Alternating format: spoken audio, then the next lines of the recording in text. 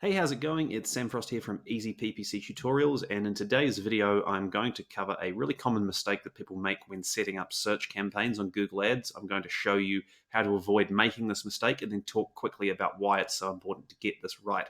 So we've got our demo, sample, dummy, whatever you want to call it, account here. We're going to go in and we're going to create a new campaign. So we're going to hit here, create a new campaign, and just like you're following along at home, if you were doing this yourself, we're going to create a campaign without goal guidance. I'll talk more about this in a future video, actually.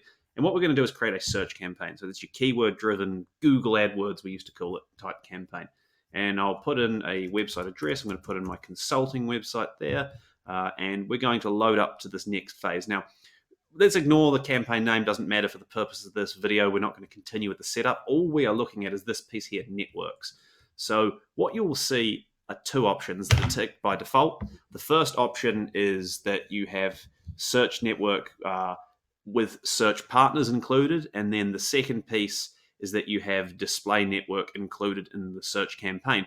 So the first one, for now, we're going to leave it enabled. We're going to leave search partners enabled. I'm going to talk about that in a future video. It's this piece here, display network, that I really want to focus in on. This is where a lot of DIY Google Ads advertisers make a big mistake.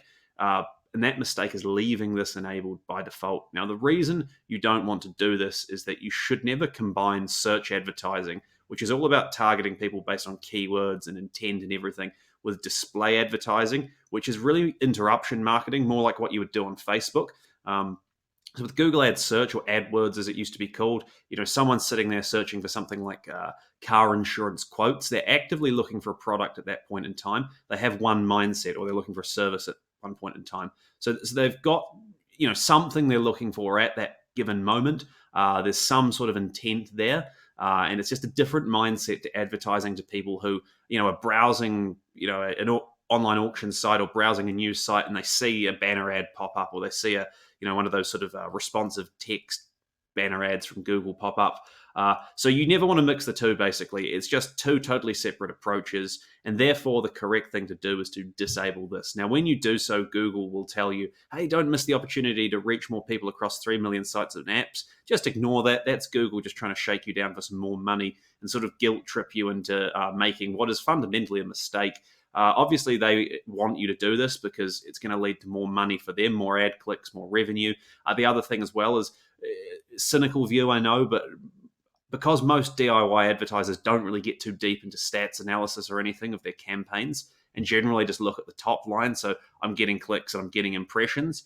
When you run on the display network, you always get way more clicks and impressions than the search network as a rule, and usually the cost per click is much lower too.